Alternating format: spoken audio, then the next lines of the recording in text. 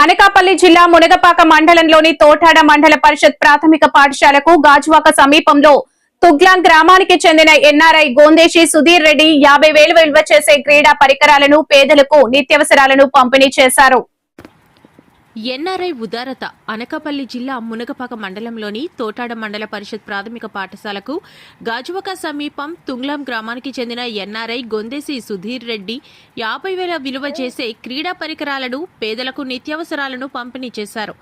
ఓంకార పీఠం సౌజన్యంతో చేపట్టిన కార్యక్రమాన్ని సర్పంచ్ దొడ్డి మంగవేణి కోటేశ్వరరావు ప్రారంభించారు. ఈ సందర్భంగా సుధీర్ రెడ్డి మాట్లాడుతూ తన తండ్రి రామిరెడ్డి జ్ఞాపకార్థంగా గత 5 ఏళ్లుగా అనేక సేవా కార్యక్రమాలు నిర్వహిస్తున్నట్లు తెలిపారు. కేవలం పట్టణ పరిధిలోనే ఇన్నాళ్లు సేవలు అందించానని, తన ఆత్మీయుల సూచన మేరకు పల్లె ప్రాంతాలకు సేవలను విస్తరించినట్లు చెప్పారు. పేదరికంతో సతమతమవుతున్న వారికి అండగా నిలవాలన్నదే తన ధ్యేయమని పేర్కొన్నారు. ఇక్కడి పరిస్థితులు, వాతావరణం చూశాక గ్రామానికి ఏదైనా చేయాలన్న ఆలోచన కలిగిందన్నారు. తనలాగే భవిష్యత్తులో కూడా ఈ సేవలు ఇలానే కొనసాగాలన్నది తన లక్ష్యమని, అందుకోసమే ప్రతి కార్యక్రమంలో తన కుటుంబ సభ్యులను భాగస్వామ్యం చేస్తున్నానని తెలిపారు.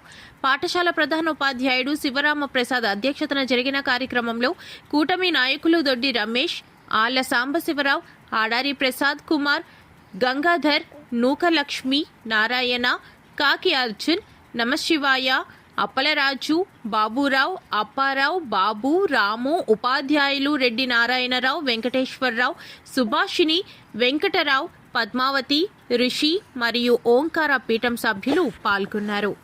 పాల్గొంటూ మరి వాళ్ళ వృత్తిరీత్యా బయట ఉన్నప్పటికీ కూడా తోటాడ మీద ఉన్నటువంటి మక్కువతో అనేక కార్యక్రమాలు చేపడుతూ, అలాగే గాజువాకలో ఎవరికైనా సహాయ సహకారం కావాలన్నా అన్ని రకాలుగా మరి వాళ్ళు చేతోడు వాదోడుగా ఉండి తోటాడ మీద ఉన్నటువంటి భక్తి, ప్రేమ, అభిమానం, పుట్టునూరు అనే గౌరవంతో చక్కటి కార్యక్రమాలు ఇలా ఎన్నో నిర్వహిస్తున్నటువంటి మరి ఆ ముగ్గురు బ్రదర్స్కి కూడా, వాళ్ళ ముగ్గురు బ్రదర్స్ కూడా నా కుటుంబ సభ్యులతో సమానం.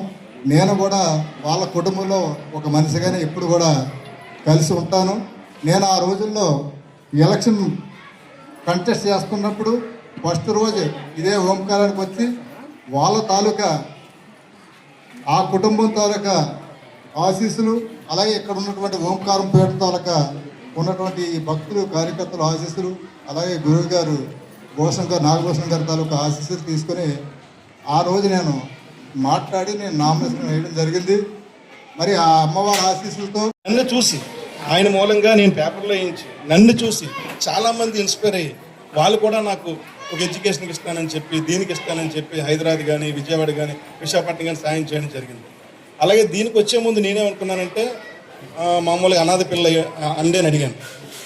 కాదండి అన్నారు. నేను వచ్చే ముందు మామూలుగా ఏదో ఉంటుంది, ఏదో కార్యక్రమం, ఏదో ఒక బియ్యం ఇచ్చేయాలి, ఇట్లా ఇచ్చి వెళ్ళిపోవాలి అని అనుకొని నేను ఒక అరగంట ఉండి నేను వెళ్ళిపోవాలి, తర్వాత కార్యక్రమం ఉందనుకొని నేను మనసులో అనుకొని వచ్చిన తర్వాత చూస్తే ఇది అయిపోతే మనం వెళ్ళిపోవాలో పారితే కొంచెంసేపు ఉండడానికి అవదా అనే ఒక వాతావరణం కానీ, ఆ స్కూల్ లోపల చూసిది కానీ, అక్కడ ఇది అందరూ మాట్లాడి ఆ సార్ ఆ స్కూల్ గురించి చెప్తుంటే ఏంటి నాకు ఈ నిజంగా నాకు మా నాన్నగారు పైనుంచి బ్లెస్ చేస్తేనే ఇది నాకు ఈరోజు ఇలా జరుగుతుంది.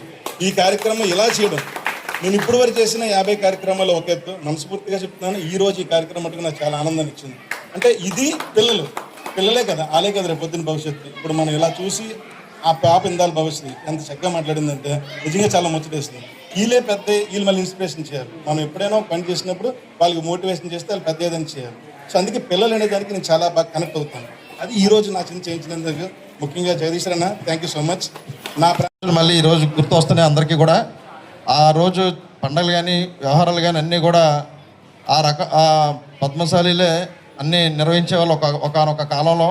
అది మళ్ళీ ఈరోజు ఆ ఇనిషియేషన్ తీసుకోవడం, గ్రామం పట్ల ఎన్ని సంవత్సరాలుగా ఓంకార పీఠం కానీ, వానర్సి దేవస్థానం నుంచి కానీ అన్ని రకాలుగా ఈ గ్రామానికి చేదోడోదరుగా ఉంటూ ప్రతి కార్యక్రమంలోనూ ఈ పాఠశాలకి, మీకు తెలియాలంటే ఈ పాఠశాలకి మొత్తం 2.5 ఎకరాల స్థలం ఇచ్చింది కూడా ఆ కుటుంబాలేనండి.